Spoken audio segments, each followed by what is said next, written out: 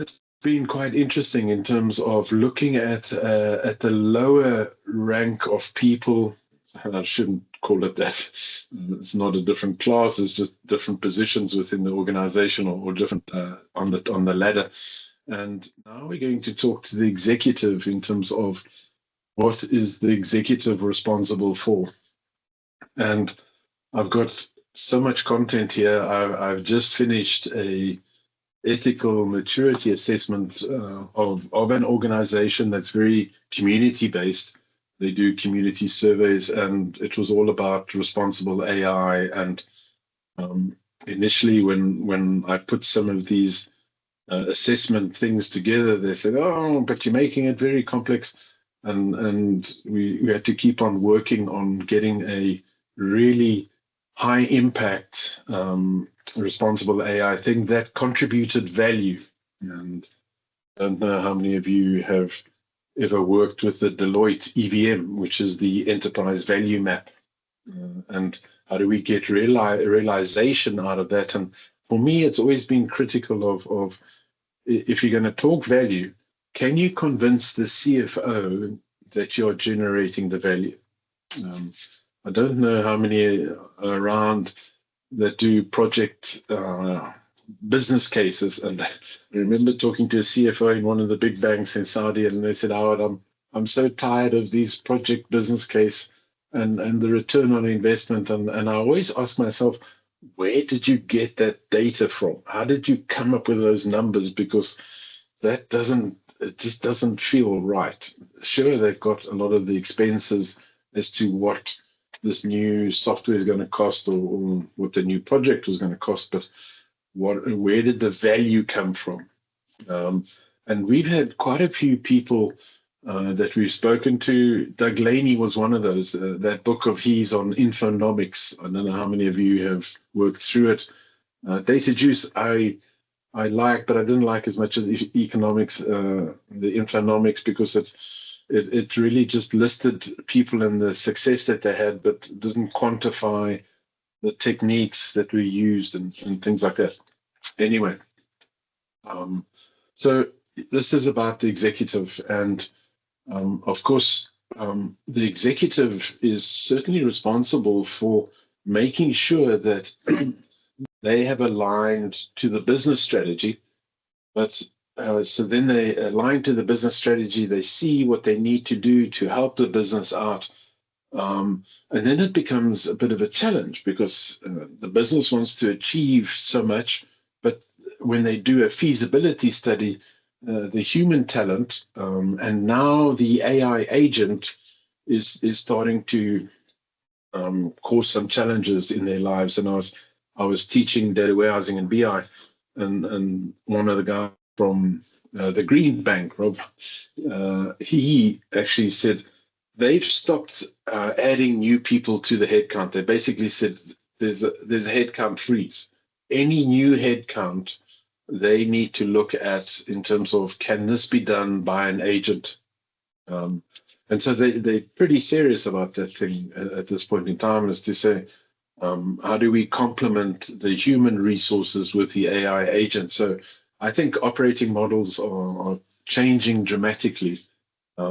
Whether we can achieve the reduction on costs, initially I'm not convinced about that, but that's the pressure that we are under. So at this stage, we've got a business strategy that we need to align, and then we need to understand the human potential and the AI capability. And I call that the data talent engine.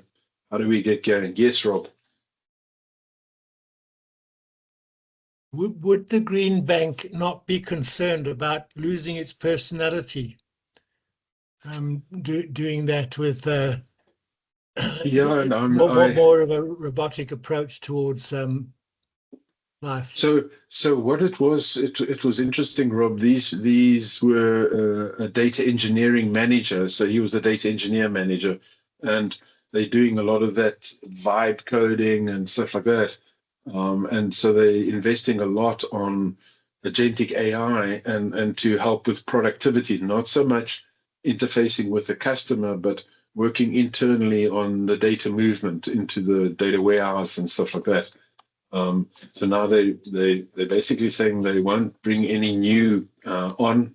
And if someone leaves, they still won't bring anyone new on. They want to know that they've looked and taken care of AI agents. And we spoke a lot about it in terms of, first of all, starting the AI agent on the technical debt sprint. And then, once it's helpful in technical debt, can you move it on to the development? But does that answer your question, Rob? So that's more Thank of you. the I love the engineering side. I love the technical debt bit. Yes. And so will the programmers. Well, I mean, I think that's the problem that a lot of people are seeing with the slop and the bot sitting, is that we think we're getting it out a lot quicker, but we're not always aware of the technical debt that it's creating when people don't completely understand what it's doing, and so the debt's creeping up behind us. So, um, but that's something that we have to work on. So. The real gap is the situation of, if we just view our workers as a ticket factory, just delivering tickets. Okay, so the data teams function as a ticket factory, churning through tasks without strategic context, unaligned effort results, and things like that. I think that capability drain is going to happen quicker and quicker. Um, we were talking about a really interesting article of one. Uh, it was on data stack, the modern data stack, and they were saying that one of their best lead engineers just said she was resigning, and he was completely surprised because he considered this lady to be the best, and then he asked her what happened, what was wrong, and she said, for the last year, I've been reviewing the outputs of AI. That has been my job, to just to validate and to confirm what they were doing and having to correct it and stuff like that. And she said, I have no desire to continue to do this, or this is the role that I'm playing, of just reviewing technical work that's coming out of AI agents and then making sure that we're not going to cause any problems. So she said this is not for her, this way of doing things. Okay, so we have to move to the value of useful change, understanding what we're doing, and I believe it starts off with that data executive that's helping to build the strategy, and then communicating that strategy, breaking it up into data initiatives for the people to work with. Now, I think, and sometimes I really, the one customer I worked for, I really enjoyed their approach. They built a strategy, and then they said, okay, this is the gap that we have for people to be able to do that work. And then it was a case of, well, I'm not going to tell you what gap you must fill. I want you to come back to me and say what gap you would like to fill.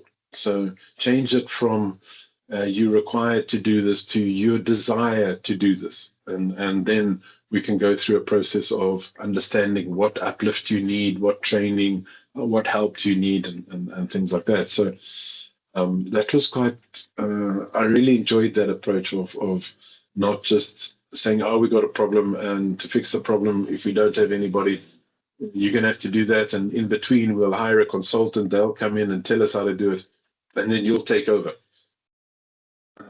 So the alignment ecosystem. So basically, looking at the demand, what data initiatives translate to corporate objectives. So how do we align that? And I think we had a discussion. I can't remember when, but it was with Shane, and Shane was saying, well, where is this fit into the AI scenario? So, and my view more and more is it's typically this business strategy, and then we link up into a digital strategy, and there's lots and lots of digital use cases that AI is addressing. And then it comes sort of to the data. Well, you need to enable these digital solutions to be able to deliver what they need to do, and how you're going to do it, what data is required. So we start off with the demand linking to the business. I think that's critical. So the business will have a set of use cases or a set of initiatives that they want, and then which ones can we connect to? And then we would have the growth architects, which is your manager, leader of people, and they would say, well, they would do a technical feasibility to say, we don't have the competencies to do this type of work. You're wanting us to do this, this, and this, or we do have them, or we don't have them, or we don't have enough people. And nowadays, it's also a case of, well, can you reduce that gap by adding agents? What's the possibility? Can we buy some tools? And we had a really nice investigation on Kiro the other day that allows you to work with agents. And there was an announcement yesterday with Buzz. I don't know if anyone saw that Buzz announcement, where they're wanting to replace Slack and Teams and whatever it is with Buzz, and Buzz came along with a whole lot of agents. So as you were communicating that you needed to do this and this, the agents would be monitoring and saying, oh, we can do this and we can do that. And so that's quite interesting in terms of how do we get this engagement, or how do we work together. And then it's about the supply. So this was human professionals looking for growth and journeys and career journeys, and then AI agents that are not worried about that. They're just saying, well, can we do the job that we need to do to deliver this work? And I think I do feel that a lot of times that software development or coding is somewhat on the yellow brick road. I don't know if you've heard that term, and they basically say that if you're on the yellow brick road, you're in direct competition with Anthropic and Kimi and Open AI and things like that. If you're trying to compete as a programmer and provide faster programming, this is the road they're on. This is the road that they're connecting to. I don't know how many of you are doing any of that vibe coding and Claude and skills and things like that, and I'm always amazed at how quickly it can come out. Of course, when you start looking at the data models and things like that, it looks sometimes pretty awful, but they're getting the job done. Within minutes, you've got something that you can show, but we don't always understand the consequences of that. Okay, so it's about alignment. I've said this before. Almost when you build a strategy, specifically a data strategy, you're looking at 3 strategies in one. Typically you'd start off with some of the biggest data issues that you're facing. What are the data problems? They tend to be the urgent firefighting data problems, and you can see here that in time period T1 they tend to be the highest. Then what you've got to start thinking about is how do we start with the resourcing and solving and supplying data people, data agents, and then you also then looking at, well, how do we start building that data-driven enterprise that's providing all of this? So it's almost 3 separate views that you take of your data strategy, and you're operating differently. You can't tell the business that, oh no, shucks, we're only going to start looking at some of your fancy AI stuff once we've fixed the data problems and the data people. Okay, it doesn't work like that. If you do say that, then they'll probably start doing some shadow AI in the background. And how do we bring all of these together and work through a set of use cases? So this thing needs to give us a set of use cases according to a period of time. Now, mapping the human supply, we've spoken about the SFIA, walking along these levels, and the idea is to understand where we are, where we want to be in terms of our destination. Do we want to be a business savvy data executive Is that the area we're focusing on? Or do we want to be a data savvy thought leader? Someone that's going to excel in a data domain expertise, or are you going to excel in data enterprise leadership? Those tend to be the destinations that you have as possibilities, and each one of them require that you progress along these levels. So helpful to understand where your people are, and then as you're growing those people, like we were talking a little bit earlier on, it's learning to communicate. So when you're following, assisting, and applying, you probably don't need a lot of communication skills. When you start enabling, ensuring, advising, initiating influence, then my goodness, you need a lot of those skills, and those skills are what can certainly hold you back, and we need to be able to develop at that situation as well. Okay, so this is something that we work on. I think we've been doing. So I'm trying to remember when Paul Bolton's on. I think you're on the thing, Paul. When we did these first things, it must have been about 4 years ago. And we every single time we do some training, we actually get people to do this thinking styles and sorry, one moment. Thinking styles and strength finders. Other people have got different things. I know Paul Krobler is here as well, and he uses the different technique. But I like these. I like the combination of these two. So abstract sequential is a thinking style, and it tends to refer to those people that are really good at research and building, doing groundbreaking stuff. So we call them visionary analysts. So they tend, this combination of abstract sequential and strategic thinking allows these people to create vision and analysis, and very helpful for data strategy and data architecture.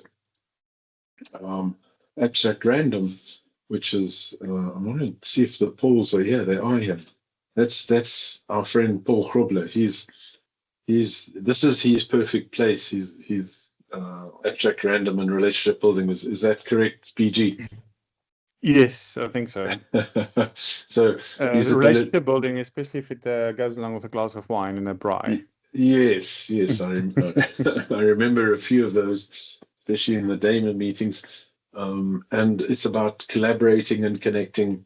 But I found this interesting. It's best allocated to governance, which Paul runs away from very quickly, and, and change management. Okay. Mm-hmm. And then you've got this concrete, sequential, and executing.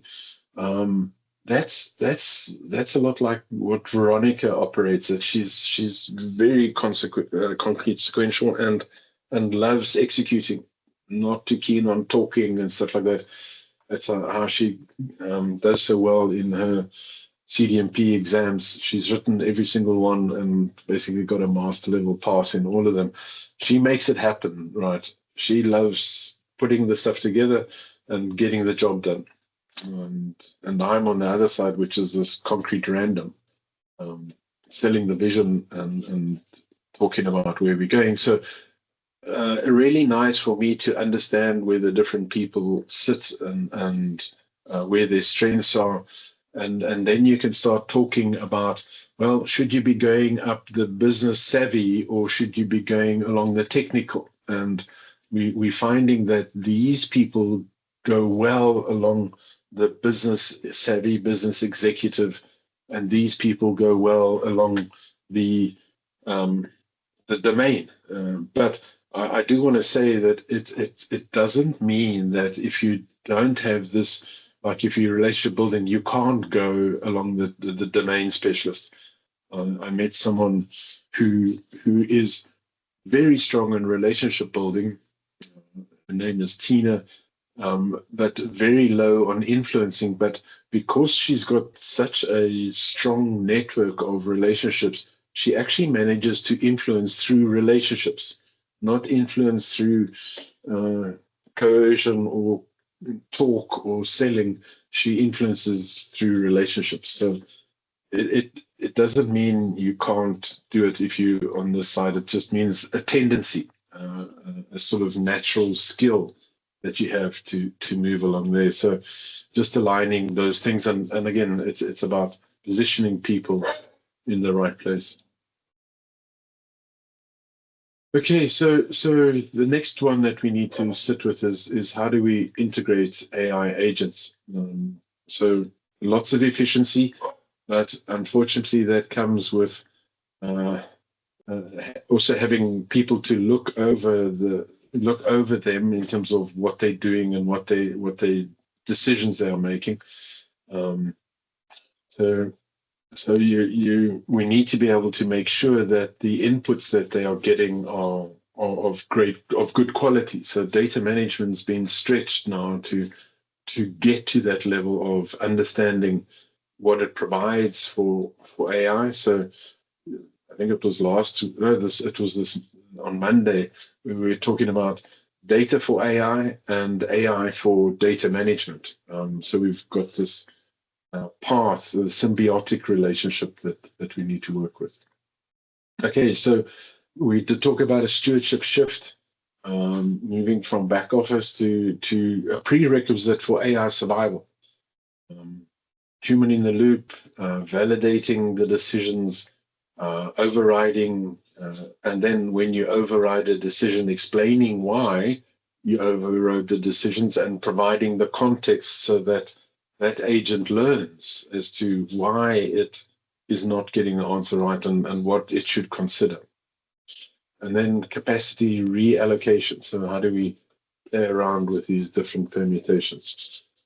I feel like I'm talking a lot and not many responses. Any questions or comments or observations about how these operating models are changing the things that the executives need to be taken care of? Rob, maybe I could start with you. Thanks, Howard. Yes, one of the previous slides, what actually came to mind for me, I think when you talked about that one, yes, what people were looking for. There were two things on that. The one is taking a leaf out of Maxwell's leadership styles. John Maxwell, yeah.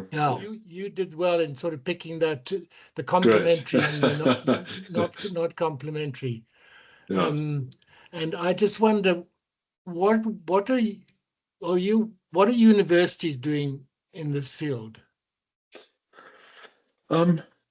So what we have found, and I think Paul Krobler also has quite a lot of experience. Paul loves this section as well.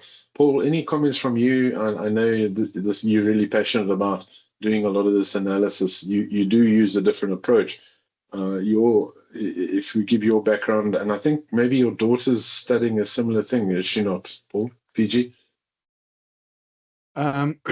Yes, she's studying industrial psychology. Yeah. And path is taking her through the HR route, which means that psychometric analysis and things like that is part of what they're studying. And I was thinking earlier when you said Howard about Rob, maybe you asked a question about the Green Bank realizing losing personality and so on. That whole discussion is quite interesting because I think people are dealing with the fact that yes, you can optimize your workforce in terms of technical output, but what many are perhaps missing is just that the human context. Yes, it needs to provide the context and also take care of data quality and so on. But to string these things together and to really feel the nuance of requirements is something that and that's where psychometric I guess just knowledge helps, or just human personality. These thinking styles we use, shadow match, we use the Myers-Briggs. All of those things are actually quite important to make people understand each other. Well, Bolton and I are currently working on a project where we realized he said something to me today about people not understanding. I'm saying, well, what else is new? But it is about that the communication of people and the nuances of what people mean when they say something. Now you throw AI into the mix, and it's compounding the problems in some areas. So I think as a species, AI is forcing us to be a lot more conscious and concrete about our communication, what we express, how we express it. And I think we can quickly see when we say something, when we want to use an AI agent to do something, and how quickly it does things wrong. Yeah. And that feedback loop is actually forcing us to be just a bit more expressive, or just more clear, right? It's a very interesting time we're living in from that perspective, I think. Yeah, Rob, so I'm not sure if that answers in terms of what are the universities doing. I think what I do find challenging a little bit is that you have these very generic understandings of how you operate and where your strengths are. But I think the gap for me is a lot about, okay, you've got a strength in this area, but how does that translate into certain data management practices? And it's this type of thing. How do I take that skill and relate it to data strategy / data architecture? That to me has always been missing, because do the Myers-Briggs, do all these things, and saying, how does it connect to the people that I'm working with? That to me is the big gap. Like for example, Veronica, that's very concrete, sequential, and likes executing. She far prefers the operational field of doing things in sequential order. Doesn't like jumping around. Doesn't like being very random. So that to me is the thing that we can see these things, and most of the HR people do it, but they don't know how to interpret it for the job. Yeah. What's required at the job level. Maybe I can just add one more thing, Howard. I find it quite useful in experimenting with AI and dealing with the different personalities in my company. I actually did feed my system with the people's Myers-Briggs as well as shadow match profiles. And the way, and I then ask, in what way should I change communication, or I have a team here. Are you seeing any potential problems between these two members of the team? And as part of that interpretation, it's actually quite helpful with the kind of things it comes up with. Sure. Like even with me and Paul Bolton, we both have a high propensity to own things and to take ownership, and if we're not careful, we'll bump heads. With the university, sorry, I forgot to respond to that. I can't yet see, at least not from my daughter's course, that they have really understood or incorporated a lot of that into their course yet. I think things are moving a lot faster when the universities can build into their courses. I think it's going to be a problem. You get a lot more sort of data awareness in the courses themselves, and that is something that Kaylin, she had some of these statistical subjects and so on at school, but now that she gets to use these kind of maths inside of psychometric profiling, which is actually interesting for her, now the data and also the maths becomes a lot more interesting. So I think they're building a lot more data-based or data-related things into the courses, but yeah, the AI is moving a lot faster than the courses can. Okay, and thanks, Paul. Adam, I just want to check. You used the Myers-Briggs. are you using it really just to help with the interaction or collaboration of team members, or are you using it to position people in, on certain tasks, or where they're strong or weak, or how far have you gone? Well, I use it kind of twofold. I use it to help teach the teams about different personalities. Sure. And to help them understand why they may react or not react in a certain way, and why their coworkers react or don't react in other ways.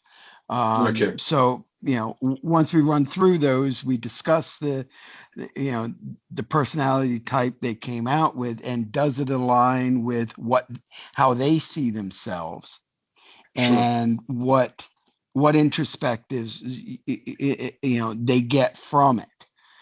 Does it make them think more about, should I change the way I'm responding or not responding? Yeah, and I suppose what I'm trying to present here is that I think we can use these types of analysis to map it to the type of data initiative. Yes, there's one thing about working together with teams, and then the other thing is about what data initiatives or what data areas are you best suited to. Have you got the strengths around? Am I making sense? I feel it's one thing just having those personalities, and I'm not saying you shouldn't. I mean, there's all those other SFIA areas, but what I'm trying to do is to say, if I'm sending out just come and do this, come and do that, it's a case of, how do I help choose? How do I help them choose? Because sometimes they don't even know what they're tackling.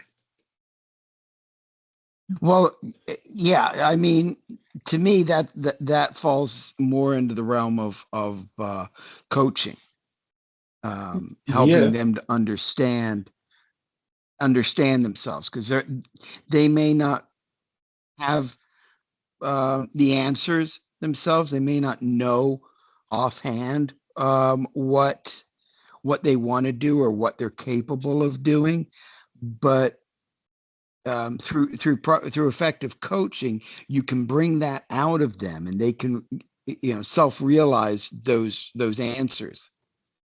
Well, I mean, I suppose that's sort of what I think there's more to it than that, in terms of, like, I'm setting up here is really saying that these people have a natural knack for doing things like data strategy. That's what and when you find people like that, there's an approach of saying, I think you'd be good at doing this type of work.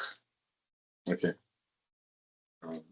I absolutely agree with you on that, but I think it gets more complex than that, because I've dealt with a lot of team members where they're really good, and they may be the absolute best on the team at doing something, but they don't enjoy it. They don't like doing it. They want to do something else. But this is why I say is understanding people. What do they desire to do? What is required of their job, and what do they desire to do? And it's mapping those personalities. What do they desire? Where would they like to grow? And those type of things. Right, and that's why I think the 14 personalities helps, is in understanding your teams. I think as a leader, you need to know your teams. You need to care about your teams. Understand they're not always going to be part of your team, and it's an obligation of a leader. You want your personnel to leave your team to grow into another role, and to bring other people in, but knowing what they're good at versus what they enjoy doing gives you the opportunity to have them mentor other people who like to do what they're good at but don't enjoy. Okay. Any other comments from anyone? Okay, great. So, so the matching engine, so the growth architect tends to be the matching person, and this is sort of what we were talking about with Adam in terms of understanding where are their strengths, what's the strategic initiative in terms of the use case and the required competencies, and then what's my supply. So I've got demand and I've got to match it to supply, and then helping people build their destination path with a level of expressed desires. So this is what we're trying to work together in at the same time as building their capability and the career momentum with the resource allocation. So that is, and I fully get into this whole thing, but I feel we need to push further than just understanding the personalities. It's about the work and connecting them to the work that's been put in offer, the work that's available to them to handle. Okay, so we do have this hybrid allocation where we talking about humans that are seeking growth, and in some cases, some humans are really just in a sustaining mode, and then others, and then the automating agents. So some humans are focused on stability, and other humans are they want to take on a lot of the challenges. And again, not one or the other is right or wrong. It's just that's the way that the people operate it. Yes, Ronald. Afternoon, guys. Howard, I think this is an interesting scenario. So again, I think coming from a claims perspective, right? How do we actually ensure that from a customer's point of view that we are getting the best value, should I say, for money in terms of understanding now these three key elements, right? Because keeping in mind, a customer's perspective obviously has different scenarios, okay? Especially concerning a claim. Now, incorporating these three scenarios, what would, should I say, be the best approach or recommendation when actually enforcing these three components? Okay, so let's talk about the AI agent, and that AI agent has lots of big promises, but also has a lot of negative responses. I was talking to someone in one of the banks, and they are saying that there's quite a backlash against people talking to bots on the phone. So they are finding that in general, the customers are negative about them pushing agents down their throats when talking on the phone. So they having to rethink that. Initially, it was they pushed all of that engagement because they felt that the AI agents could really handle that very well. But now they're seeing well, the people don't want to talk to AI agents because probably the lack of empathy and things like that. So I see that certain tasks around claims automation, you're going to have this combination between human talent, almost that sustaining scenario where the people are looking for stability and they're happy. They're not trying to shoot the lights out, and they are happy to work with that type of engagement. And then we have some of the AI agents almost probably taking it from there where the human has is talking to the person, but the AI agent is prompting the human to say, but you need this and you got to get that, and please ask these questions and things like that. So that AI agent is helping them in or ensuring that they're getting the right data for the claim to be triaged and then the anomaly detection to be picked up. So I think the AI agents can certainly help if we're not wanting to put the AI agent in front of the people, well, then we can certainly put them there to check that they've done everything, that they've got all of the information that they require, the quality of the information, other certain questions that can be asked. There can be that combination. And then what you'll find is some of the seeking of growth would be those that are pushing to build the right data products for that thing, entity resolution on, is this the right customer? Do they have a policy? Is it appropriate? And then also some of the anomaly detection. So I think you can position people in these different areas depending on where they're coming from. I understand, because I was thinking now, should I say, in a different order, okay? Whereby you design the AI agents, or should I say model the AI agents based on, should I say, the data products like you mentioned, all right? Understanding obviously the customer behavior based on the actual transactions, meaning the data, and then utilizing the actual, should I say, humans in this case, to actually enforce the actual, should I say, outcomes of those actual claims based on the actual outcomes of the actual automated, should I say, agents that has been developed on those data products. Yeah, you'll always get this level of bot sitting where a bot is trying to automate the anomaly detection, the risk triaging, and passing a judgment. Do we accept this claim or do we reject the claim? And I think they can do really well at that, assessing all of the different permutations and variables. And then it's going to be in funny areas. I think it goes to the human in the loop, which is going to be the person that can help the agent solve the problem or understand what the challenges are and go into a different type of resolution. And I think you can work with different people. Paul, awesome. Paul, anything from your side? Mr. Bolton, I saw your camera come on. Does that mean you have a... No, it was on and went off. Just put it back on. Oh, okay. Okay. All right, cool. So you've been on all the time. Great. Yeah. Just maybe just understanding your team and all that. But what you just made a point about, well, someone said just now that, some people are really good at something, but they just don't enjoy it. They're looking for something else. You don't always know what that something else is.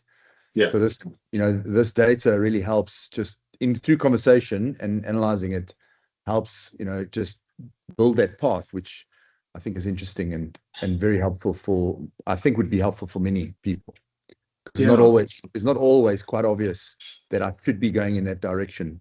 It might, just might be a question that this process would help. And I do sort of agree with Adam that sometimes that's sort of coming towards sort of the mentoring / coaching where you're starting to say, okay, you're maybe not too excited about this, and where can you get that passion back and enjoyment for what you're doing, which would be the areas that you can investigate.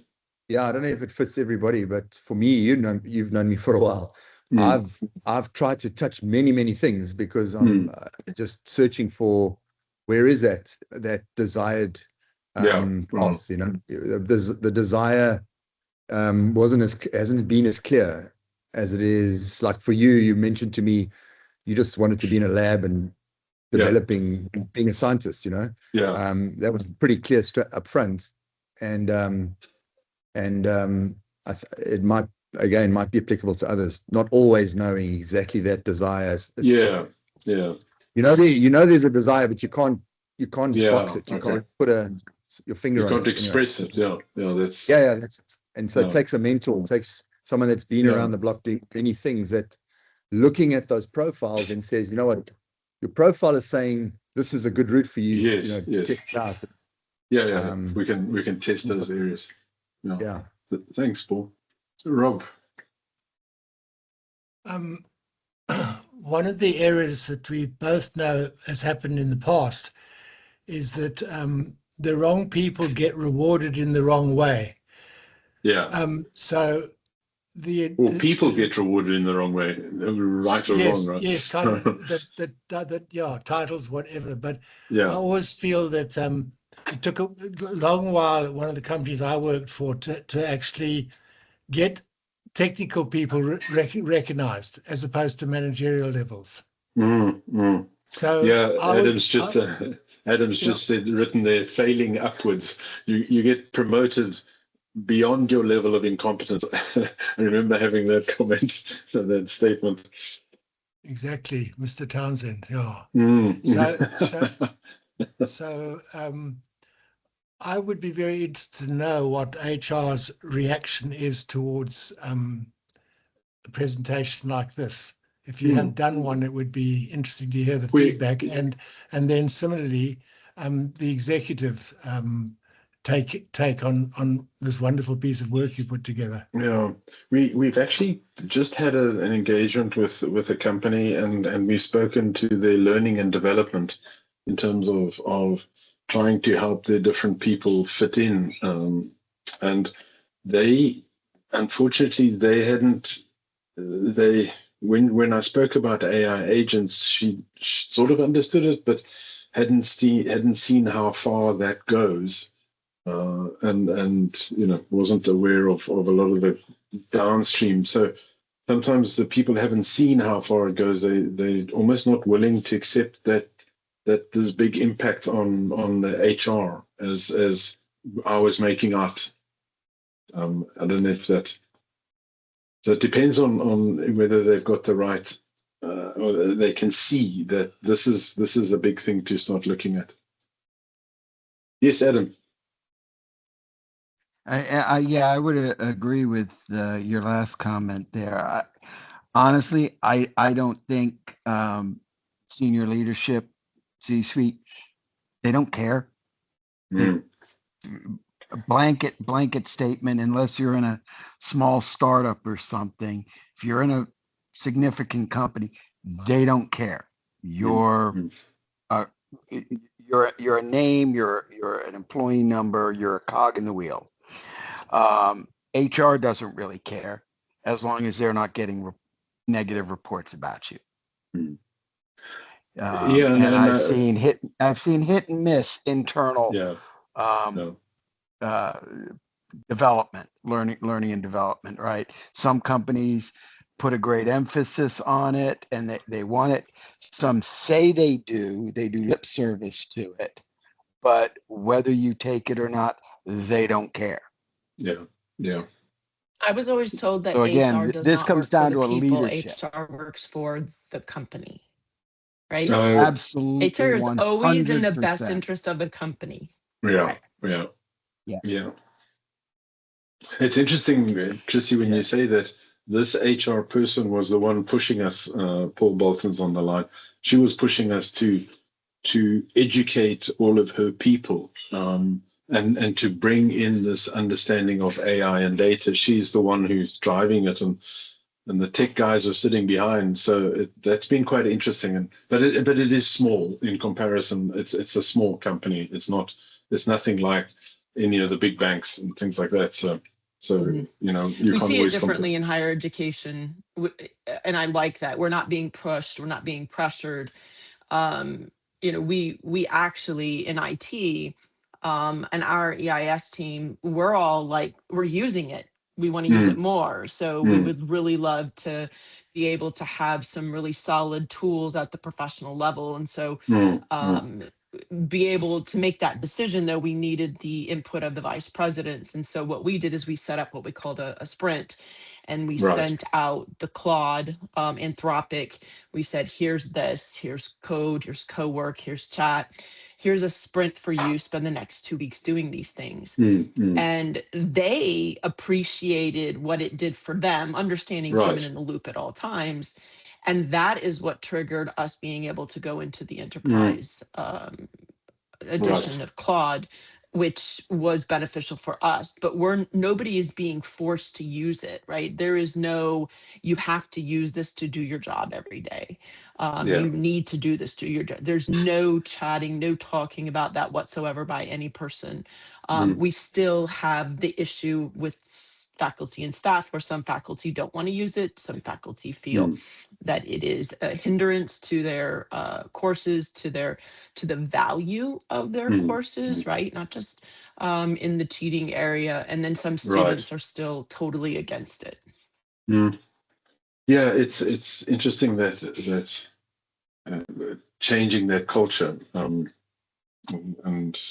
there's a long road on that as well. But I do like what you're doing. I found when I go into a relatively immature executive, I find the easiest way is to work on dealing with some of their productivity issues. Like, how quick do you think it is to create a board presentation, and just to be able to show them how to do that, and they get really excited, but then they don't need to wait for this person, that person, and they can guide it. They can give it the right documents and saying, okay, now build something for me, and they're quite blown away by the capabilities of that. I will say that I'm sure everybody's familiar with Notebook LM, which I think they just renamed it to Gemini Notebook or something. Yes, that's right. Yeah. But that was probably one of the most powerful tools for one of our offices who is Title IX, right? Yeah. So if you think about the documentation from the federal government, which is thousands of pages, then you take into consideration New York State documentation. Yes. Then you take in the civil rights. You're looking at thousands and thousands of pages of documentation, and just creating a Notebook LM with all of those documents in there helped that person be more productive, being able to get answers to their questions and saying, hey, where's the precedence for this? And what is the case that can be stated for this precedence, right? And give me the page number.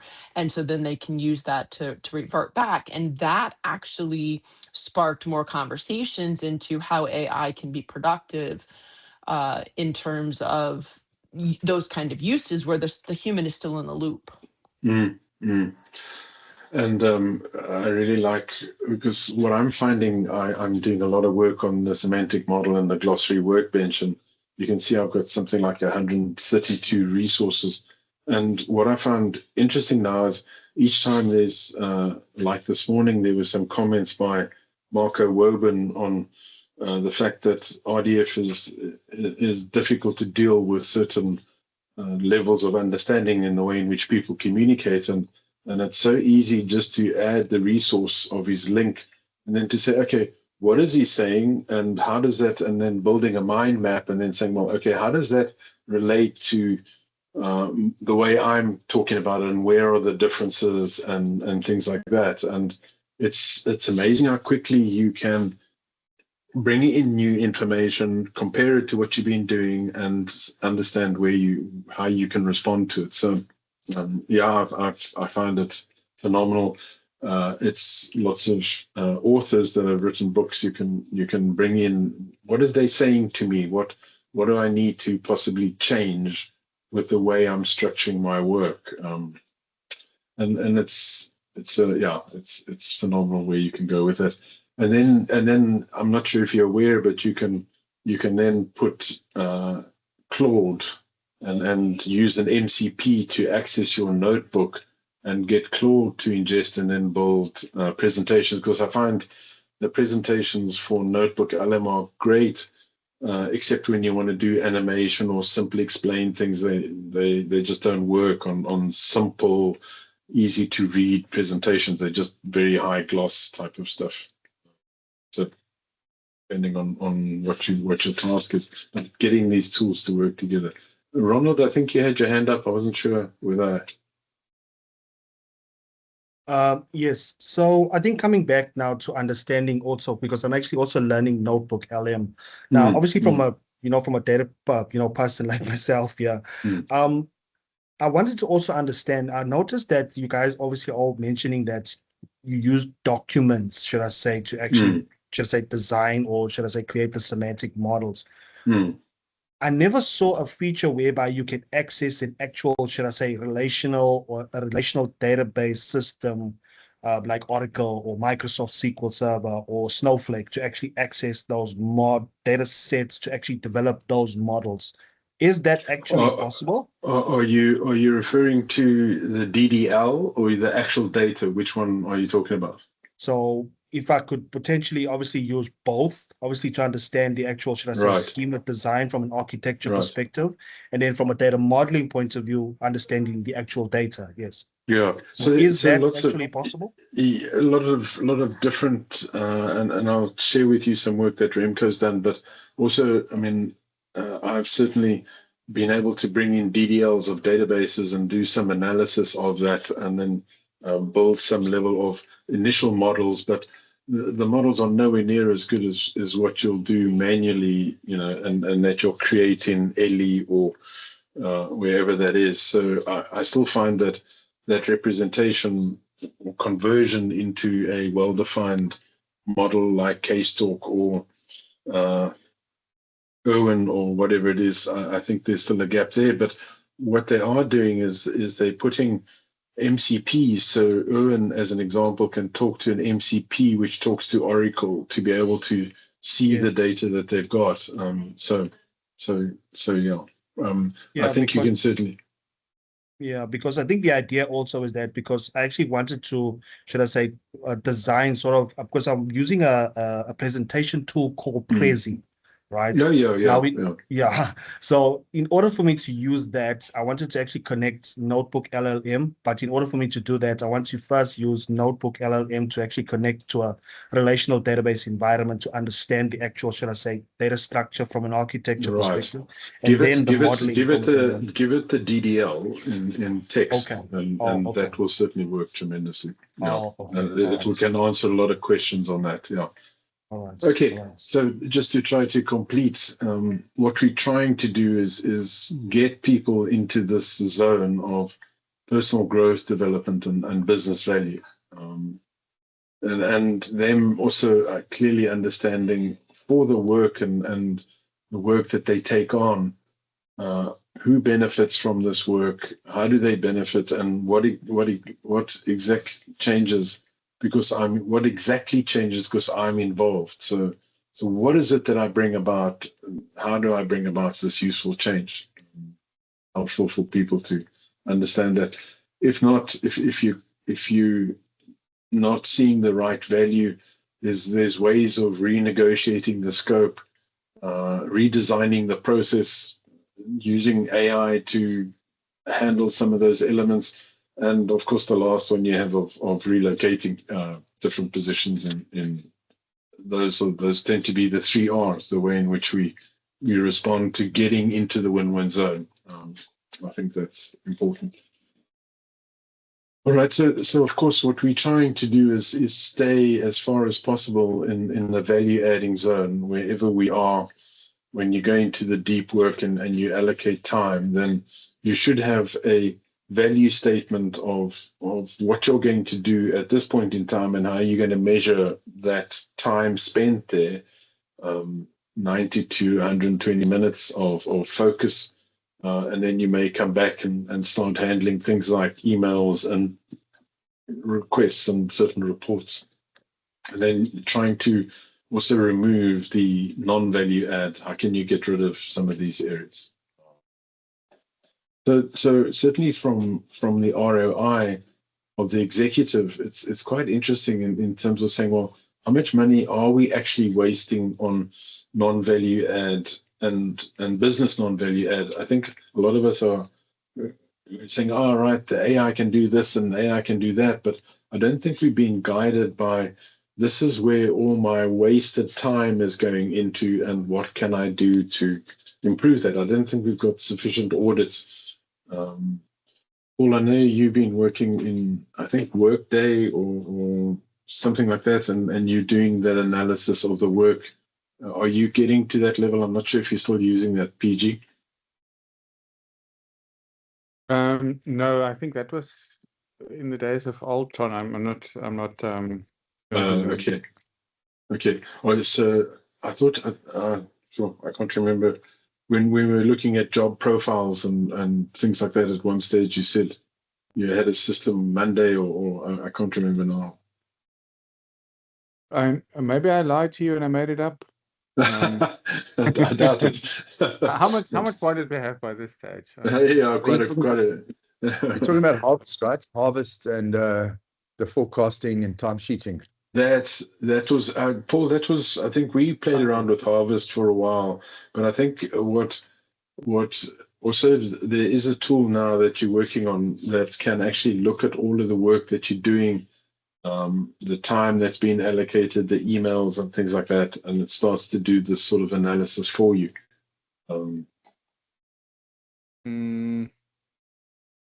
No. Okay. Not. Maybe we started to talk about with the help of AI, we are trying to pull that data together. Where we take data from Harvest and from Forecast, and elsewhere, and we're trying to get insights from that. I think maybe that's worth the conversation. Okay. All right.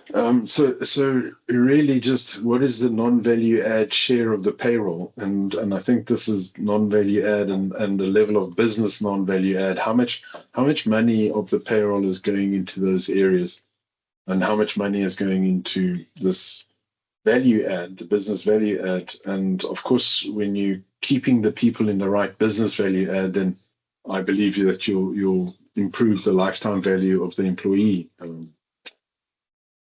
All right. So basically, if we bring this all together, we're talking about the executive strategy. They are the ones that are connecting all the things that we do to business and making sure we're aligned. The growth architect is connecting that who desires to do some of this work, protecting the deep work, enabling you to do the work that's important. And then we've got the talent supply that's focused on delivering business value add and achieving the destination, like where you want to go. And then, of course, recognizing that value is change. So how do we all contribute to changing people, changing and adding value and getting to that visibility gap? I think Rob Jackson used that thing of wrong people getting promoted, wrong people going upwards. So how do we allow the right people that are focusing on that business value add to get the visibility that they require? I did want to go into doing a prioritization of AI use cases for CDOs. How do they prioritize it? How do they make sure that they're getting the right work? But I thought I may get there, but I didn't. Maybe for another day. Any questions, comments?